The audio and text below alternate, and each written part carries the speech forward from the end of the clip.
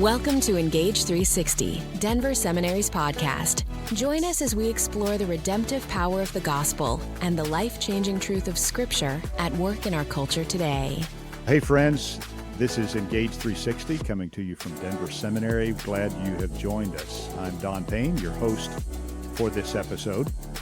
It's really no surprise that the role of pastor can be extremely stressful, and for that reason, among others, pastoral sustainability is a really big concern.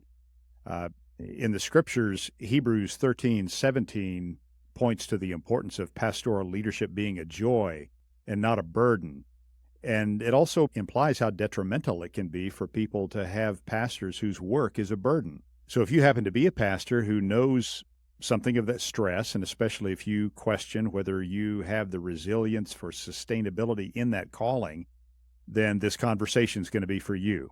Or if you happen to have a pastor, which I hope applies to everyone, this will be for you as well.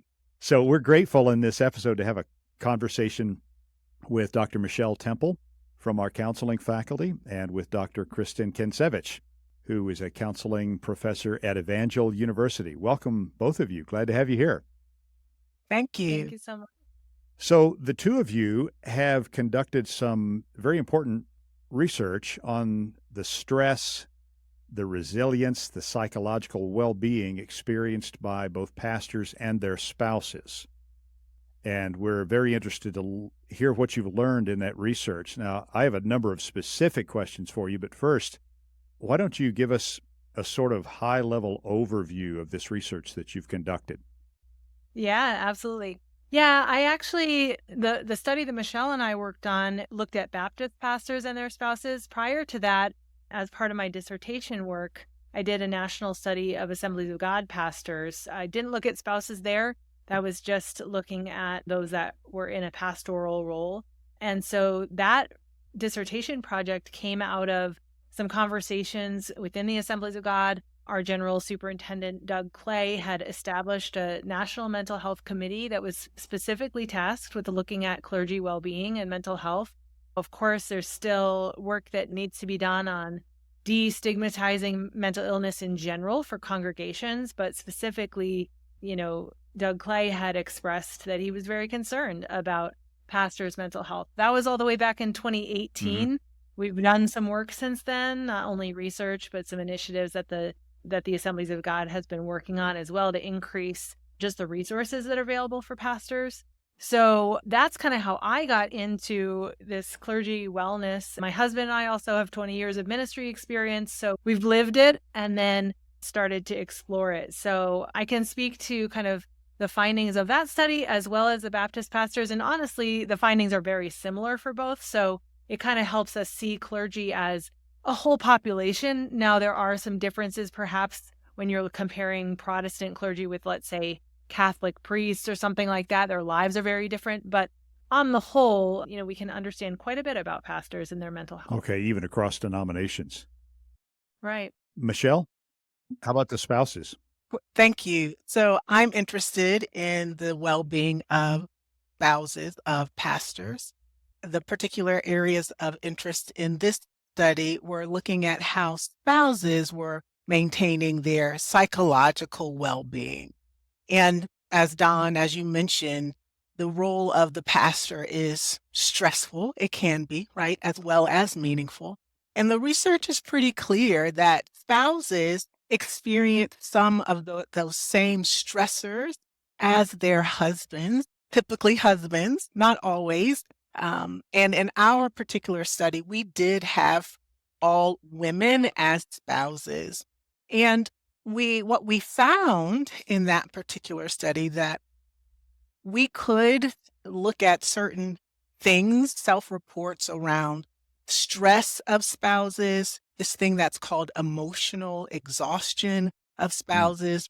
We looked at their resilience, and we can talk about that more a little later, as well as we were really curious about their satisfaction in the ministry, right? Because there's often a leadership role in some way the female wife has in the church in which her husband pastors. And we basically found that depending upon the combination of those experiences, women who are spouses have different levels of psychological well-being. And Mm. that actually encompasses more than one thing. It includes things like how they relate with others, so their relationships. It includes their feeling of mastery in their environment.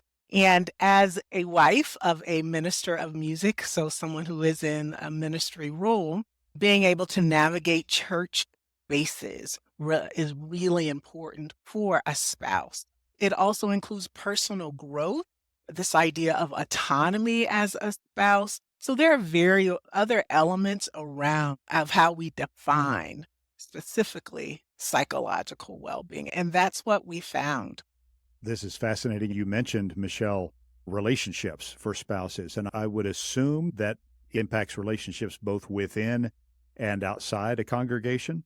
It does. It even influences relationships with families. One Hmm. of the things we were interested in the study was the number of close friends or close relationships that spouses and their pastors reported. Hmm. In Yeah. the spouses study, interestingly, what we were trying to predict, if you will, um, the number of close friends wasn't influential. However, what I can say is that it is still important in how they, in particular, perceived, this is gonna blow your mind, their relationship, their daily experiences of spirituality. So if we think about, we are made to be in relationship, right? The spouses in particular deeply need close relationships. Not a lot. So I'm not talking about 5, 7, 8 friends. Most of them had an average of 2 friends, just 2 close relationships. Are these And ones who were more satisfied and more healthy oh, relationally? that's where I was going. They Okay, actually good. were more satisfied. They had higher levels of psychological well-being Okay. overall. And they were able to manage some of the stressors related to ministry demands. Hmm. Where did you find any pattern of whether those close relationships were inside their congregation or outside their congregation? That's a great question. We did not ask that specifically about the location of those close friends. Honestly, as I think about the research we reviewed, what it really talked about was a some combination. It could be in the Okay. church, it could be outside of the church. It could be family, not necessarily the spouse, but someone else that person that could provide empathy, compassion, someone they could be vulnerable with, someone Yeah. who is non-judgmental. Those Hmm. sorts of characteristics when we talk about what Okay. it means to have a close friend. Which I'll just interject for 1 second that with pastors, actually, the number of close friends variable was significant on every well-being variable that we tested. And so things like depression, spiritual well-being, burnout, even a willingness to seek professional counseling for themselves if they thought they might need it. All of those things were directly impacted, straight on a trend line. So 0 to 4 or more close friends, it kind of had this trend to it. So all of the things like, let's say, depression is highest when you have 0 close friends. And actually, I was looking at the numbers again recently. If you had 0 close friends, this is the pastors, so separate from the spouses, it might be different for that population. The pastors had a mean of 7 on what we know as the PHQ-9 scale, the Patient Health Questionnaire. So that puts them in diagnosable major Wow. depression at a Wow. mild level. If you have 1 friend, it goes down a little bit closer to 5, which is still that line. You're still diagnosable as depressed, but mild. And then once you hit 2 friends or more, it keeps going down.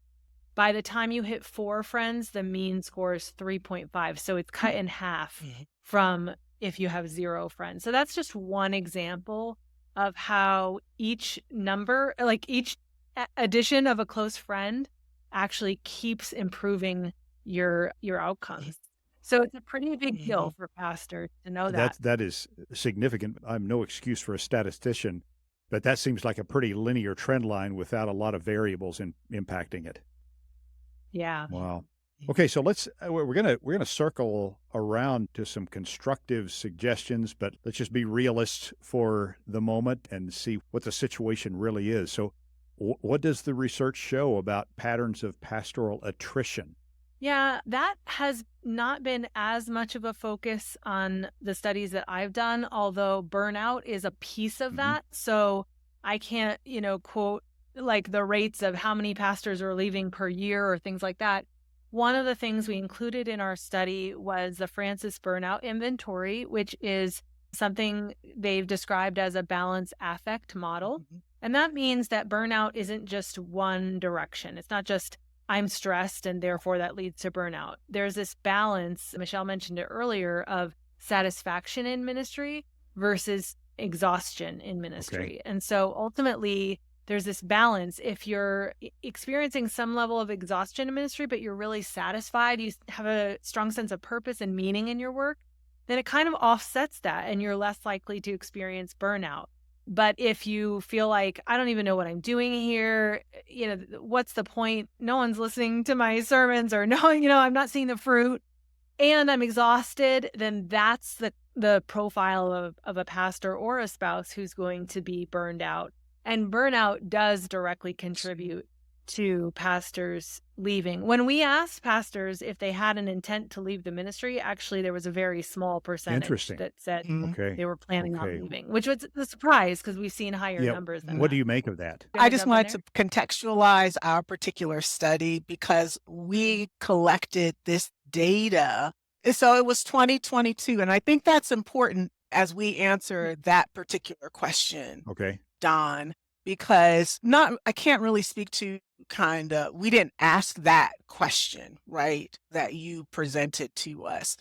But if we kind of look contextually about what was happening in 2022, so we started collecting data May, right, and we collected all the way through October.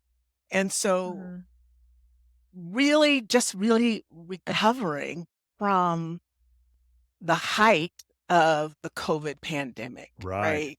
And things were settling, I think, for people and even for those churches that survived COVID, because I was surprised to see that those spouses were doing as well as they were. And when I saw and I bring that up as you ask that question contextually, but there may have been more hopefulness. I don't know. Post-COVID, churches opening again, people reconnecting that we longed for. I'm only speaking of the spouses now because Kristen had already articulated where the pastors were at that time. So I think that had something to do with the time frame of when we collected our data. Which I can speak to that on the pastor side as well, because my dissertation data was collected from June 2020 to October of 2020. And so, so at that time, actually, now this is where we don't know if it's a trend or a difference, but the one variable that was kind of slightly different, not in the regression analyses we ran, but just in terms of descriptive statistics, looking just at that depression level, the percentage of pastors who had mild or higher depression. In my study with the Assemblies of God pastors, that was at about 40% of pastors that had either mild, moderate, or severe depression. Okay. And then in the Baptist sample, it actually was 52%. So that was a jump. And we don't know, is that Assemblies of God pastors are just less depressed than Baptists? Certainly, if you look at the data from Duke University, they've studied extensively Methodists. They had slightly lower rates than even the Assemblies of God. I think that is my personal hypothesis, is that it is more of a time trend than it is a difference between groups.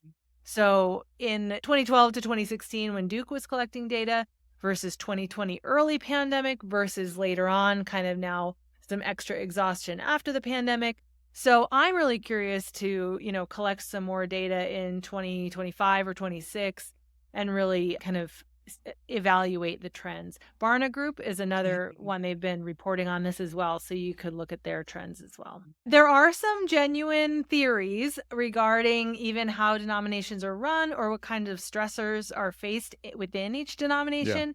However, the studies that I've conducted so far, financial stress is not a significant variable that influences these things, even though you would think that it would be. I would love to create kind of this picture of who is the at-risk pastor. And ultimately, from the variables that we've looked at, solo pastors and younger pastors and pastors who have fewer friends are the ones that are more at risk. Okay. But the finances, that has not shown up as a factor that contributes as significantly as I would think. I do wonder whether you found any correlation between what pastors and their spouses are experiencing and their longevity in ministry. In other words, how long they have been in pastoral ministry. Are there any patterns, any trends that you know of? Well, I think one of the challenges is the pastors that are responding to the survey, the ones that are older represent the people who are still in ministry. So they actually, the older, like when I've compared 45 and under or above 45 number of years in ministry, the older ones are doing better. And so you think, well, why would that be? Partly maybe they're less likely to say they're struggling, but partly these are the ones that have been resilient enough to remain in ministry. It's awfully hard to, you could, but not in the methods that we have done, because we've worked with ministry networks to find pastors who are actively credentialed with them. But it's challenging to find ex-pastors to survey and figure out exactly why they left. That would be a different approach to data collection for sure, to locate them. It's much easier to find groups of pastors that are currently in place. And so, I think Barna is looking at some of those trends though, regarding, pastors who are leaving and some of those causes. Michelle, did you have more on the spouses or even just in general? The things that I researched in our study were more about how people were doing well and how they were thriving in their role as a spouse. So I did not truly explore spousal, if you will, burnout. We did regression analysis, so we were predicting particular outcomes. What I can say as we look at that balance affect model, so the satisfaction in ministry in comparison to exhaustion in ministry, what we can see for the spouses is that their exhaustion in the ministry isn't as significant as their spouses, for one. They often, in our study, they had a higher level of satisfaction in the ministry, which might inform why, right? And even as I look at the amount to which those particular elements on the balance affect model contributed to psychological well-being. So what I'm basically trying to say is the women seemed more satisfied, right? They weren't as exhausted. They had a high psychological well-being. However, their sense of exhaustion did contribute to their level of well-being. So it's an interesting dynamic. So it's not as linear or black and white as one might think of how the spouses are able to navigate the various stressors of being a wife of a clergy person. But they're doing it. Overall, their resilience was what we call average. And basically what that means is they perceive that when stressors happen, that they are able to recover after those experiences. That's encouraging. Speaking of stress, what have you learned about the patterns of whether stress is productive or detrimental? Because as we all know, stress takes different forms. Sometimes it can be very motivational. What seems to make the difference between whether pastoral stress is detrimental or productive? You made a very interesting comment, Don, at the very beginning about the call of the ministry and then the stress of the ministry. Because just as I just mentioned with the wives, their level, even though their numbers were low, that low number still influenced their perceived well-being more Mm. significantly, right? Than their sense of resilience and even more significantly than their satisfaction in the ministry. And so I think it is a combination of exhaustion, satisfaction in the ministry, the way they perceive the distress of the ministry, whether that is their husband's distress or their own distress, how they perceive they can recover, navigate the stressor. Do they have the resources, the time, the support to do that? I think it's definitely a convergence of lots of factors that inform how spouses are able to thrive. Yeah, and for pastors, there's kind of two directions. It's not just stress, but it's what we do with it, right? And so there's two elements to that. One is meaning making, this idea of getting a sense of satisfaction or a sense of purpose. There's a higher reason, for the stress or the suffering. Maybe I have a low pay, but I feel like God's called me here and I feel so sure of that. I see the fruit of what I'm doing. My husband and I, our experience has been in urban ministry where the paychecks are not, I call it high demand, low reward environments. And we've lived that. And so, but we felt the fact that there was a sense of calling to that. We were, as much as there was loss and hardship in what we were doing, that spoke to sometimes why we needed to keep doing it. We were working with people in recovery and things like that. And so some of that is kind of this meaning making. How are we interpreting the events that we're going through? And it's not just stress as a static thing, but how we're the stories we tell ourselves about what that is, and spiritual stories included in that. The other piece is coping. And so that's where both religious coping as well as just ordinary coping skills like any of us do, things like eating well and exercising and having hobbies. And of course, this friendship piece comes into there, as well as religious coping. My first study looked at that a little bit, and the work of Kenneth Pargament would certainly be worth looking into in terms of positive and negative religious coping. So he talks about how sometimes religion helps us cope. Things like, hey, God's got this, or you know what, there's a bigger purpose here, there's a bigger plan. It's connected to that meaning making. Negative religious coping, which pastors can also engage in, is things like, ugh, God is just so disappointed in me, or there's no fruit in my ministry because maybe I, sinned over here and God's punishing me for not being good enough or things. So kind of some of those negative messages that we can kind of incorporate into religion, as well as something we call spiritual bypass, which is this idea of, I'm not angry because God told me to let go of that anger, or I'm not stressed because God told me to cast my anxiety on him. Like we kind of use spiritual excuses to not actually go there with our emotions. We kind of maybe bypass them with kind of spiritual language. And so that can build up over time as well. And that in other studies has been looked at in terms of how that disrupts our coping ability.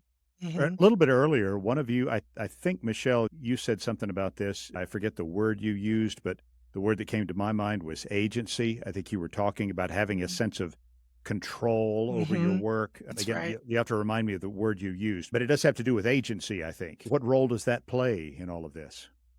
I think it's for the spouses, a significant role. That's why I want to emphasize it's not one particular strategy. It is a combination. It's very holistic, I think, as Kristen was talking. That's the word that really came to my mind. It's a lifestyle of wellness that allows the spouses to navigate the stressors.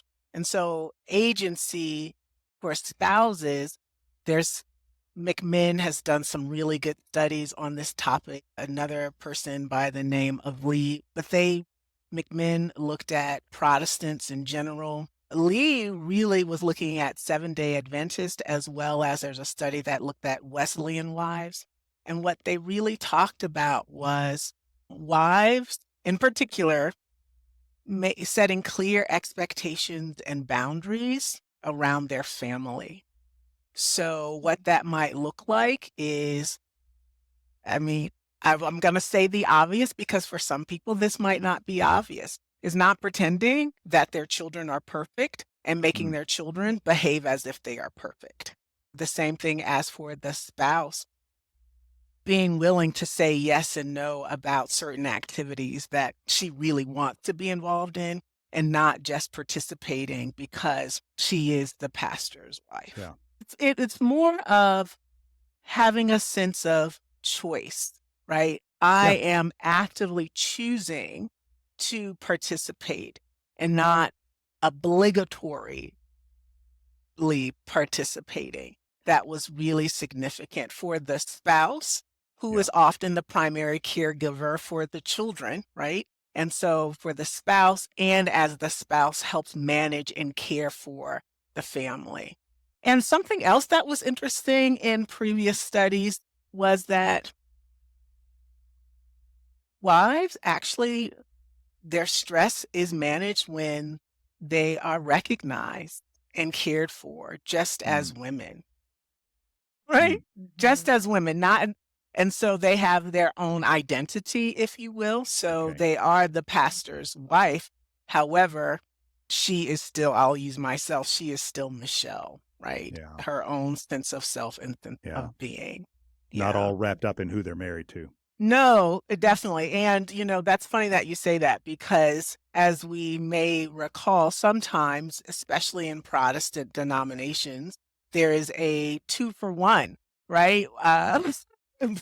The husband becomes the pastor, the wife automatically takes an unpaid leadership role in the church in some way. And how does she navigate that in a way that still honors her calling, right? And her role, and still supports her husband in a way that's meaningful, but she doesn't lose who she is as a discrete being. There is still some research out there that highlights that the spouse is often the primary support for the pastor, right? Yeah. Which that sense of having outside friends and outside relationships Absolutely becomes really important.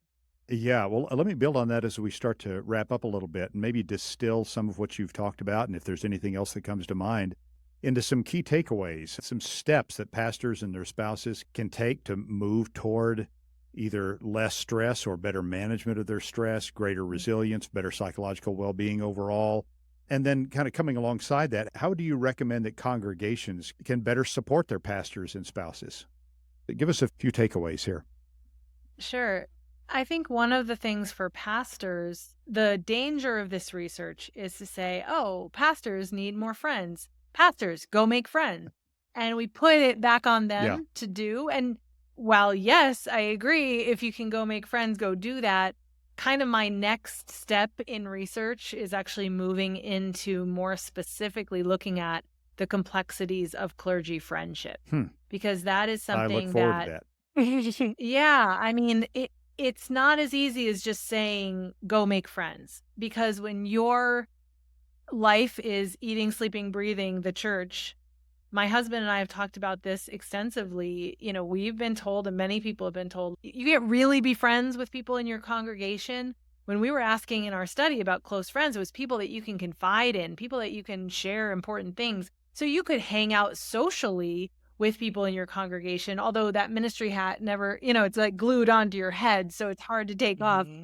But, to really say, okay, how do I, especially if I find myself isolated in ministry, I can't just fabricate a friend out of nowhere. And so where do pastors go to find friends? And one of the things, here in Springfield, Missouri, the headquarters of the Assemblies of God, lots of pastors around here in this town. My husband and I started a nonprofit to kind of try to create some social experiences for pastors and maybe, some small groups and different things.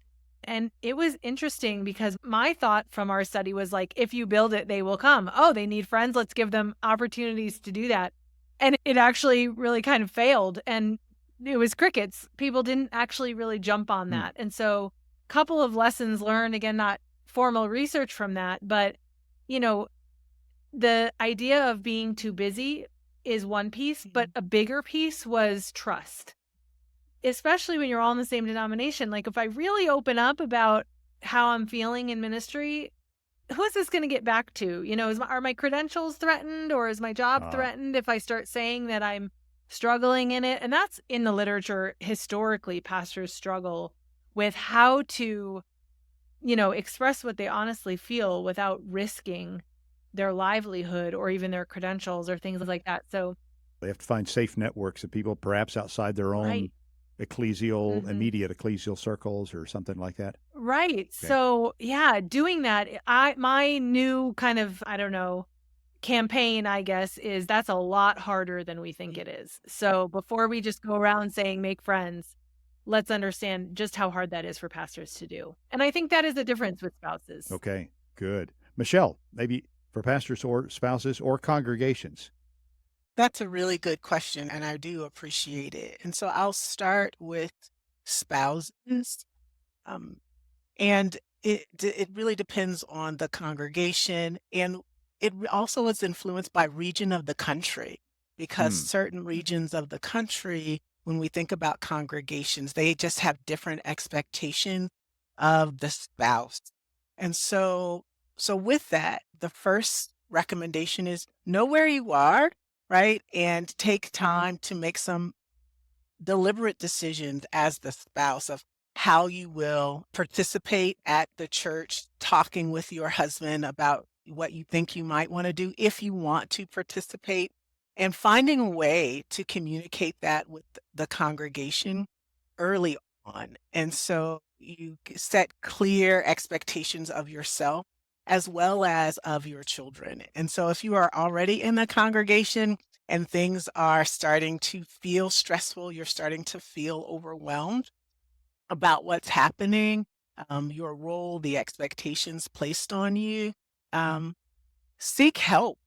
What was interesting in our study, Don, one of the things we were trying to predict was attitudes toward help seeking for spouses, and we couldn't with our variables. And so I was hoping that there was something that we were looking at would say, yes, this is when a spouse would seek help.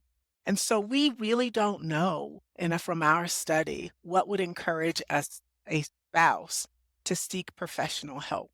So if they're feeling isolated, overwhelmed, burdened, reach out is what I'll say. So first thing is be thoughtful about how you participate. I suspect we try not to be super women in the 21st century, and yet we try to be super women in the 21st century. And so by that, I just simply would encourage any spouse to be willing to let your yeses be yeses and your nos be no. And be very— That's a good word. Yeah, and be okay. Be very okay with that, and be open-handed, of course, with your spouse, with your congregation, and keep the lines of communication open with all those individuals about your level of involvement. And again, I've used this word multiple times, the expectations, because pastors are not perfect people, nor is their spouse or the children the first family, if you will. Yeah. Thank you both. This has been very insightful, and you pointed out the research that still needs to be done, and I hope you and others will continue to dig into this and expand our understanding of what really is at issue, what really is most important, most central for pastors and their spouses, so that they can, be faithful to the calling God has for them, be realistic about the demands of that calling, and yet be healthy and be kind of enactors or embodiers of the good news that they proclaim. That's really what we want. So Dr. Kristen Kansiewicz and Dr. Michell Temple, thank you both very much. This has been so insightful.